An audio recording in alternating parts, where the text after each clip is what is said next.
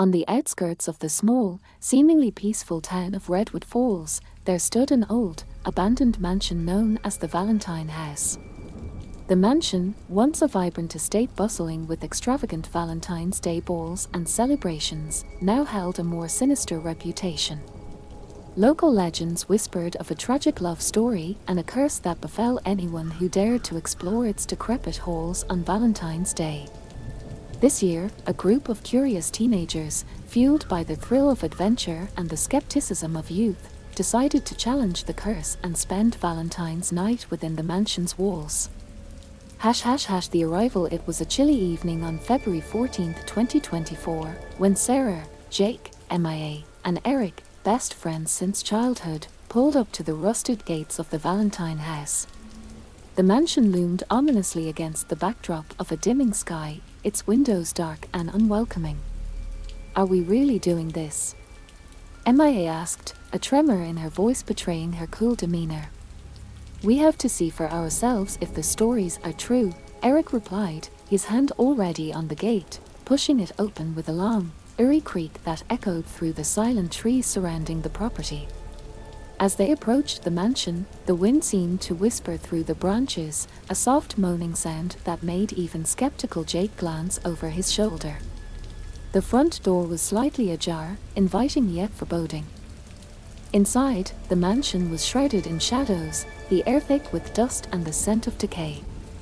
The friends used their flashlights to explore the grand foyer, their beams catching on cobwebs and peeling wallpaper. The legend unfolds while exploring a grand hallway lined with faded portraits. Sarah recounted the legend she had read about. They say Lady Isabel, the last owner, was stood up at the altar on Valentine's Day. Heartbroken, she cursed the mansion. "Anyone who stays here on this night will experience her sorrow and despair." The friends nervously laughed it off, but as they continued to explore, the atmosphere grew increasingly oppressive. Unexplained cold drafts, faint whispers seemingly coming from nowhere, and the occasional sound of soft, sad music drifting through the halls kept them on edge. The seance. In the spirit of adventure, and perhaps a bit of folly, the group decided to conduct a seance in the mansion's old ballroom, where a grand chandelier hung motionless above the dusty dance floor. They sat in a circle, holding hands, as Sarah, who had brought along an old book of seances, began to recite a passage meant to invoke the spirits of the house. As her voice echoed in the vast, empty room, a cold wind swept through the space, causing the candles they had lit to flicker wildly. The air grew thick, almost suffocating. Then silence. The candles went out, plunging them into darkness. When the candles inexplicably lit again, the group gasped. In the center of their circle, a figure had appeared. It was a woman, dressed in a flowing, white gown, her face obscured by a veil. "Isabel," MIA whispered, her voice trembling. The figure didn't respond but instead started to move slowly around the circle, her steps silent on the dusty floor. Each friend felt a chilling touch as she passed behind them, a whisper of silk and a breath of cold air brushing against their necks. The discovery. Curiosity now mixed with fear, the friends decided to search for any clues about Lady Isabel's fate. They found their way to what appeared to be Lady Isabel's private chamber. The room was preserved as if frozen in time, with a wedding dress laid out on the bed and old love letters scattered across the vanity. Eric, who had been rifling through a drawer, pulled out a journal. "Listen to this," he said, his voice unsteady. "Tonight, I shall end my sorrow. They will all pay for my heartbreak." It's dated February 14th, the day she was supposed to be married. As he read the last entry, a loud bang echoed through the house, followed by the sound of shattering glass. The group jumped to their feet, flashlights darting around the room, catching glimpses of moving shadows in the mirrors that lined the walls. Realizing they were not alone, and perhaps the legend was more truth than tale, fear took hold. They decided it was time to leave, but as they turned towards the door, they found it locked, somehow sealed shut. Trapped inside the mansion, with the haunting presence of Lady Isabel growing stronger, the group felt the curse closing in around them. As they struggled to find another way out, the air filled with the soft, mournful melody of a wedding march. The walls seemed to whisper with the echoes of a broken heart, and the temperature dropped, frosting their breath in the chilling air. Hash hash hash, the night deepens outside, the wind howled as if in mourning, the branches scratching against the windows like fingers trying to get in. Inside, the friends huddled together, their minds racing for a solution, their hearts pounding with the realization that the curse of Valentine House might claim them before dawn.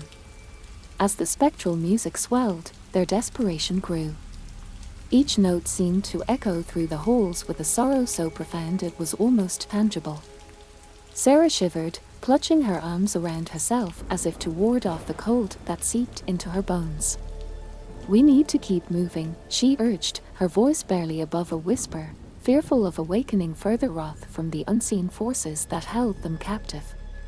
Jake, usually the skeptic of the group, nodded solemnly. "Let's try the library. There might be another exit, or at least some information on how to break this curse," he suggested, leading the way with his flashlight piercing the darkness ahead. The group followed, each step tentative, the air filled with the heavy scent of old roses, as if the mansion itself was reliving its past glories and tragedies. Upon entering the library, they were met with rows upon rows of dusty books and manuscripts, the shelves groaning under the weight of forgotten knowledge. The dim light from their flashlights flickered, casting long, sinister shadows that seemed to dance along the walls. As they searched through the books, Emma stumbled upon an old map of the mansion. "Look at this," she called out, spreading the map on a large reading table. "There's a hidden passage that leads from this library to the conservatory. It might be our way out." Energized by a new sense of hope, they quickly located the hidden door, cleverly disguised as a bookshelf. With a collective push, they managed to slide it open, revealing a narrow, cobweb-filled passage. The air was musty, heavy with the smell of mold and decay. They entered, one by one, the passage so cramped they had to stoop as they walked. As they navigated the dark passage, the walls seemed to close in on them, the air growing colder with each step. Eric, bringing up the rear, felt a chilling sensation creep up his spine, as if icy fingers trailed down his back. He turned to look behind him, his flashlight beam cutting through the darkness, but there was nothing, only the oppressive blackness of the forgotten tunnel. Emerging into the conservatory, they were greeted by the sight of overgrown plants and vines that twisted and curled around the structure like the tentacles of some great beast. Moonlight streamed through the glass ceiling, casting eerie patterns on the floor. The beauty of the scene was overshadowed by a sense of foreboding that hung in the air like a thick fog. Suddenly, the ground beneath them trembled, a low rumbling that grew in intensity until the glass panes rattled in their frames. A cold wind swept through the conservatory, carrying with it a soft, sorrowful sobbing that echoed around the chamber. The plants swayed as if in response to the cry, their shadows writhing on the walls, forming shapes that were almost human. Mia clutched Jake's arm, her eyes wide with fear. "Did you hear that?" she whispered. "It's like the mansion is alive." Before Jake could respond, a loud crash sounded from behind them. They spun around, only to see the passage they had come through collapsing, the entrance blocked by fallen debris. Trapped again, they were left with no choice but to search for another exit through the conservatory. Their search was frantic, the fear of being enclosed within the mansion's cursed walls driving them forward. As they made their way through the tangled foliage, they stumbled upon a small, hidden alcove. Within it lay a stone pedestal, and atop the pedestal, a decrepit old diary, its pages yellowed with age. Sarah, trembling, reached out and opened the diary. Their handwriting was elegant but frantic, the ink faded. "This is it," she breathed, her eyes scanning the pages. "It's Lady Isabel's diary."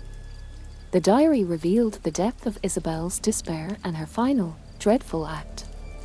It spoke of a ritual, born of heartbreak and designed to bring eternal solitude to the mansion as a means to soothe her tormented soul. But the ritual had bound her spirit to the mansion, trapping her within its walls and cursing anyone who dared to trespass on Valentine's Day. As Sarah read aloud, the atmosphere in the conservatory shifted, the temperature plummeting further, their breaths visible in the chilling air. The sobbing grew louder, more anguished, until it was all around them, suffocating in its intensity. "We need to find a way to break the curse," Eric said, his voice resolute despite the fear that clenched his heart. "We need to set her spirit free." Determined, they gathered closer, reading through the diary for any clue on how to undo the dark ritual. But as they delved deeper into Lady Isabel's tragic tale, the mansion seemed to resist their efforts, the walls themselves groaning in protest, the shadows deepening. Outside, the wind howled more fiercely, as if trying to drown out Isabel's lamenting cries that now filled every corner of the conservatory. Suddenly, a loud, heart-wrenching scream pierced the air, causing the group to stagger back.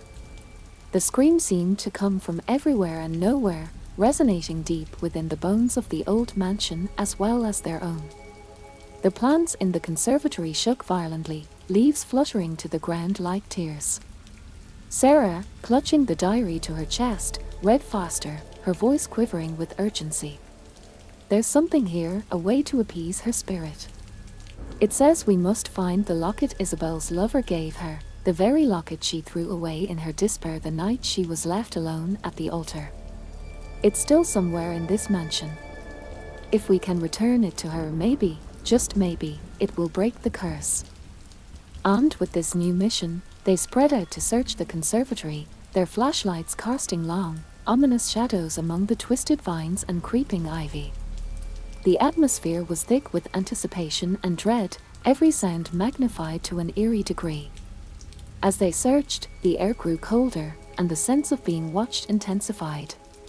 Whispers filled the room, snippets of Isabel's broken promises and shattered dreams weaving through the air like a mournful dirge. Then, amid a patch of moonlit ferns, MIA found it, a small, heart-shaped locket, tarnished by time but unmistakably the one described in Isabel's diary. MIA picked up the locket carefully, holding it up to the light. Inside, the faded portrait of a handsome man gazed back at them, his eyes full of a sorrow that mirrored Isabel's own. "This is it," MIA whispered, her voice a mix of awe and fear. "We need to take it to her room, to the place where her heart was broken." With the locket securely in Mia's hand, they hurried out of the conservatory, guided by the layout detailed in the diary. The mansion seemed to resist their passage, doors creaking shut of their own accord and the lights flickering wildly, casting eerie, dancing shadows along the walls. They pressed on, driven by a desperate hope to end the nightmarish Valentine's Day ordeal. As they approached Isabel's room, the temperature dropped so drastically that their breath fogged before them, hanging in the air like spectral whispers. The door to her room opened slowly, creaking on its ancient hinges, as if the mansion itself was finally relenting, allowing them passage to fulfill their quest. Inside, the room was preserved as if in a moment in time, the bed still made, the curtains drawn back, and a solitary candle burned on the nightstand, its flame flickering as they entered.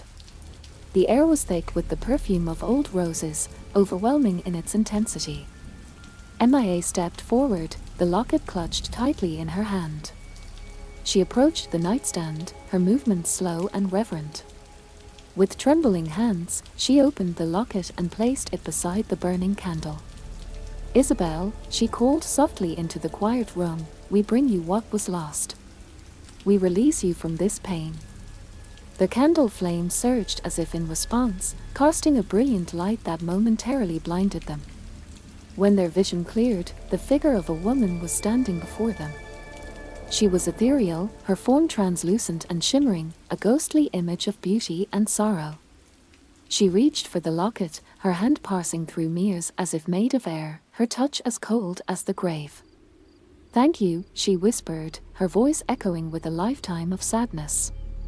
As she clasped the locket, the atmosphere in the room shifted, the oppressive weight lifting, replaced by a sense of peace that spread like warmth through the cold air.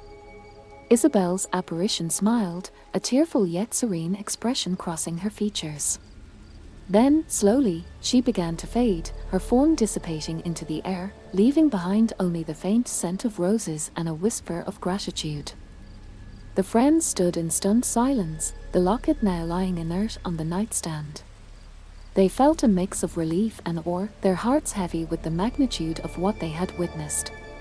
The curse of the Valentine house, it seemed, had been broken, but the night was not over yet.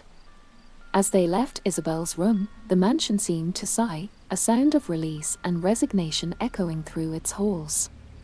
The whispers faded, the cold receded, and for a moment, all was quiet. But as they neared the exit, the ground shook, a deep rumble that vibrated through the floorboards, as if the house itself was unsettled, its long-standing sorrow challenged by their actions. The rumbling intensified, and the mansion's walls seemed to groan under the strain of an unseen force. Dust fell from the ceiling in clouds, and the chandelier swayed perilously. The friends exchanged nervous glances, their momentary relief giving way to renewed fear. "Let's get out of here, now," Eric shouted over the noise, his voice barely audible as the mansion creaked and moaned around them. They ran through the hallways, the mansion seeming to warp and twist unnaturally as they moved. The portraits on the walls, their eyes once dull and lifeless, now watched the group with what seemed like malevolent awareness, their gazes following every step. As they reached the grand staircase leading to the entrance, a loud crack echoed through the air, stopping them in their tracks. The staircase before them split, a wide crack running down its center, separating them from the exit. Their house was collapsing, the structure weakened by whatever forces they had unleashed. "Jump!" Jake yelled, taking a few steps back before launching himself over the widening gap, landing clumsily but safely on the other side. One by one, MIA and Eric followed, each jump a heart-stopping moment of terror. Sarah was last, hesitating as the gap grew. With encouragement from her friends, she made a desperate leap, barely making it, her fingers slipping on the edge. Jake and Eric grabbed her hands, pulling her up just as the section of the staircase she had leapt from crumbled away. Now on the ground floor, they hurried towards the front door, the mansion's protests growing louder, more urgent. The air crackled with energy, a palpable tension that seemed to press against their skin. As they reached the foyer, they found their path blocked by a cascade of debris from the ceiling, the rubble forming an impenetrable barrier to the front door. "We need another way out," MIA shouted, panic rising in her voice. They turned, heading towards the back of the mansion, where old service doors might offer an escape. As they navigated the labyrinthine corridors of the servants' quarters, the temperature dropped sharply, their breath visible in the icy air, a supernatural chill that had nothing to do with the weather outside. The lights flickered erratically, casting ghostly shadows that twisted and writhed along the walls, as if the darkness itself was alive. A low wailing began to sound through the corridors, a mournful dirge that seemed both a lament and a warning. The atmosphere was thick with dread, each step forward an effort against an oppressive force that sought to drive them back. As they rounded a corner, they stumbled upon a small, cramped room that had once been a servant's bedroom. In the center of the room, encircled by candles that flickered despite the absence of any breeze, was a Ouija board, its planchette moving slowly over the letters. The air around it shimmered with a faint, eerie light, and the room was deathly cold. "We shouldn't be here," Sarah whispered, her voice trembling. But as they turned to leave, the door slammed shut, trapping them inside. The planchette on the Ouija board sped up, its movements jerky and frantic. "FREDOM," it spelled out, then continued, "ITSPRICE. What does it want?" Eric asked, staring at the board in horror. "The house," Sarah said slowly, realization dawning on her pale face. "It wants the house." The curse wasn't just trapping Isabel. It was something else, something older, bound to the house itself. They watched in silent terror as the planchette moved again, more forcefully this time. "YOUAREMINE." The temperature dropped further, the cold biting into their flesh like invisible teeth. The wailing grew louder, a sound of endless despair and anger, filling the room, vibrating in their very bones. Outside, the storm that had been brewing all night broke, thunder rolling over the mansion like a wave of sound, lightning illuminating the room in stark, white flashes. They were caught, not just by physical walls but by the spectral chains of a centuries-old legacy. As they stood together, the friends realized the true nature of their situation. They were in the heart of a malevolent history, part of a story that was far from over. The mansion had one more secret to tell, one more horror to unveil. Their breaths visible in the frigid air, the friends watched in horror as the planchette began to move again across the Ouija board, its movements now more deliberate and menacing. Each letter it paused over sent a shiver down their spines. NOWYOUPAY. Pay for what? What does it want from us? Mia's voice cracked as she spoke, the terror evident in her face as she stared at the board. It's the house, Jake muttered, his eyes scanning the cramped room as if looking for a physical adversary. The house itself is alive, or something within it is. It wants something from us, something more than just wandering through its halls. As if in response to his words, a sudden, violent gust of wind burst through the room despite the lack of any visible openings. The candles flickered wildly, casting long, monstrous shadows against the walls that twisted and writhed like tortured spirits.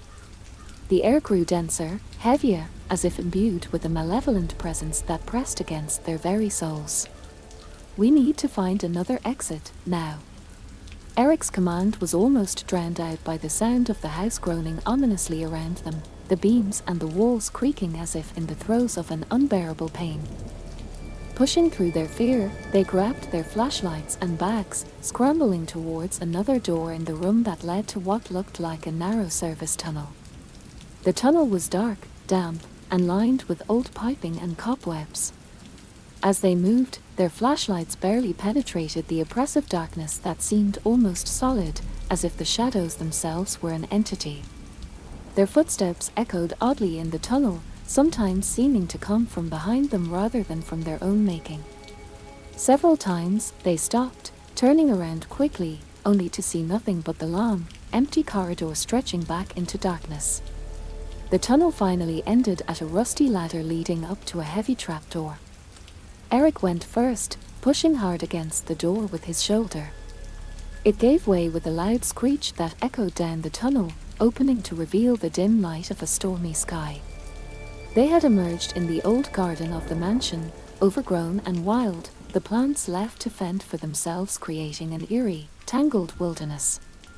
The rain lashed at them immediately, driven by howling winds that tore through the garden with ferocious energy.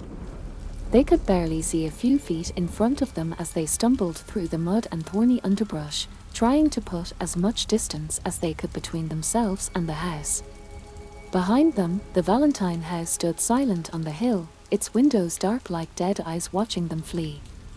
Lightning flashed, illuminating the mansion in stark relief against the night sky, and for a moment, it seemed as though the house itself was moving, twisting, a living thing against the backdrop of the storm.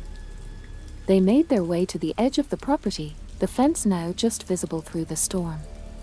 As they climbed over the barrier, each of them felt a palpable sense of release, as if they were finally able to breathe again. But as they landed on the other side, turning back to look at the mansion one last time, they saw it. Not the house itself, but the silhouette of a woman in one of the upper windows. She was watching them, her presence clear and unmistakable despite the distance and the rain. "Isabel," Sarah whispered, her voice lost in the wind. No answer came, but the figure in the window raised one hand, pointing directly at them, or perhaps behind them. Turning to follow where it directed, they saw nothing but the storm-ravaged path they had just traveled. Confused, frightened, and soaked to the bone, they hurried away from the mansion, the image of the pointing figure etched into their minds. What was she pointing at? What were they supposed to see? These questions churned in their minds as they made their way back to the car, each step away from the Valentine house feeling like a small escape, but leaving a lingering dread. The house had released them, or so it seemed, but its mysteries and threats felt far from over. As they drove away, the mansion disappeared into the night, swallowed by the storm, but the feeling of being watched did not dissipate. As they drove silently through the storm, each one of them was lost in their own thoughts, replaying the harrowing events of the night. The further they got from the Valentine house, the more the reality of their experience settled in, leaving them with a heavy mixture of relief and unresolved tension. The storm eventually eased, and as the first streaks of dawn cut through the night, a sense of normalcy began to creep back into their world. The car's headlights illuminated a less ominous road ahead, the familiar sights of their town bringing a semblance of comfort. Yet, the shadows cast by the streetlights seemed deeper, and every rustle of the wind was a reminder of the whispers in the mansion. They stopped at a 24-hour diner, a place they had often frequented after late nights out. The bright fluorescent lights of the diner and the smell of coffee and fried eggs should have erased the last vestiges of fear, but as they sat in a booth by the window, each of them felt the undeniable presence of something unseen lingering on the periphery of their senses. MIA broke the silence first. "Do you think it's really over?" she asked, picking at her food without really eating it. Eric looked around the diner nervously before responding. "I don't know. It felt like we were let go, but it also felt like a warning, didn't it?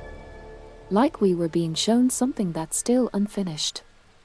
Jake, who had been unusually quiet, chimed in. "That woman, Isabel," she pointed at something. "We were meant to see something that we missed. Until we figure out what it is, I don't think this will be over." Sarah nodded in agreement. "We were involved in something bigger than a haunted house story.